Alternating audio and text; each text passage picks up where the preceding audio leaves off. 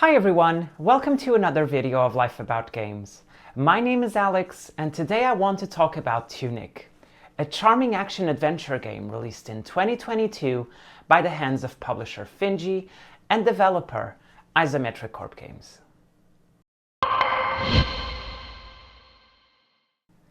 I had Tunic in my backlog for quite a while, until a friend spiked my curiosity by mentioning it had made his top 10 games of all time.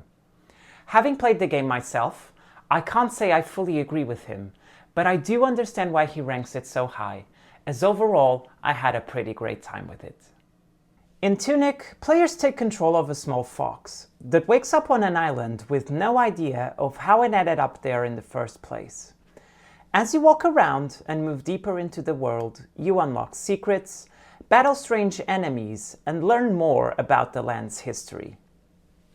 Discovery is a huge part of this game, and perhaps what makes it so interesting is that you start off with no instructions on how to control your character, no backstory, and no explanation as to what is actually your main goal.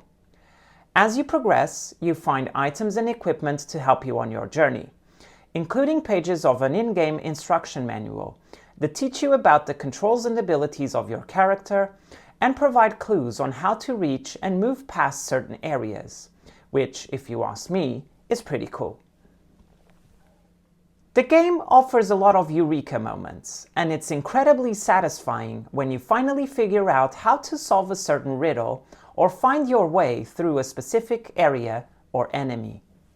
In terms of gameplay and design, Tunic takes on an isometric perspective, with the art style pulling a lot of inspiration from the original Legend of Zelda games.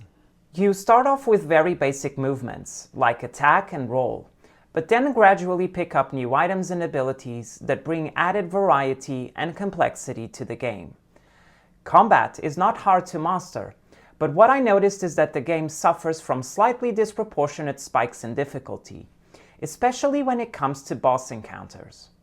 All of a sudden, you find yourself dying a lot, and will need to get familiarized with enemy patterns in order to beat them and progress. Also, if there was one flaw I would point out in Tunic, is the fact that it can become quite frustrating when you get stuck on a puzzle or are trying to figure out what to do next. Because the game opens up pretty quickly and doesn't really tell you much on where to go or what to do, aside from the clues given in the instruction manual, it can become at times a game of memorization, where to progress, you need to return to places you've visited before to unlock that certain door or that certain path that was previously inaccessible.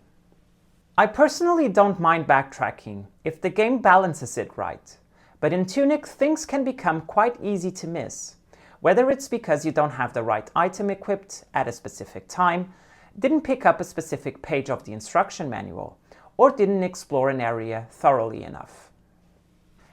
But again, these are just minor aspects in what I think is, all in all, a very well put together, fun, and clever game. It becomes even more remarkable when you do a little bit of investigation and find out that most of its development was actually carried out by a single person. Born and raised in Canada, Andrew Shouldice landed his first job at Silverback Games, a studio known for the trilogy Empress of the Deep. After 6 years working there as a game designer, Shouldice made the decision to leave the studio and start his own project. He admitted in later interviews following Tunic's release that he never felt like the games he was working on were really his own. Shouldice began working on the game in 2015, calling it originally Secret Legend. He was set on creating a mystery game full of hidden secrets, where players would feel encouraged to explore and even adventure themselves through areas that were only meant to be visited at a later stage of the game. He almost ended up scrapping the entire project at the end of its first year. It was only after presenting the first prototypes to his friend Kevin Regami, who went on to become the game's audio director, that he was convinced that there was a whole game there already, and that it would be a shame not to carry on with development. A couple of years later, Shouldice was joined by Felix Kramer, who became the game's producer and arranged an introductory meeting with Finji. It didn't take long after that for a deal to be signed, and soon after, a first trailer of the game was released. Although the game never went completely radio silent, it took Shouldice an additional 4 to 5 years to get to the final version we see today. And I think most of those who have played the game can agree that it was definitely worth the wait. The game was received with generally positive reviews, earning it an average Metascore of 86 across all platforms.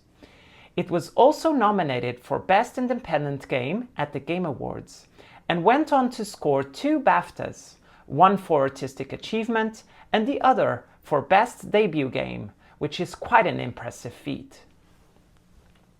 And so with this I ask you, the viewers, have you played Tunic yet? Has it made your top 10? If you would like to share your own experience with the game, or send feedback regarding the types of videos you would like to see me do moving forward, feel free to use the comments section below.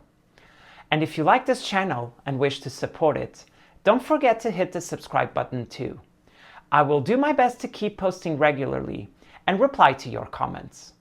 Enjoy playing Tunic and see you in the next video.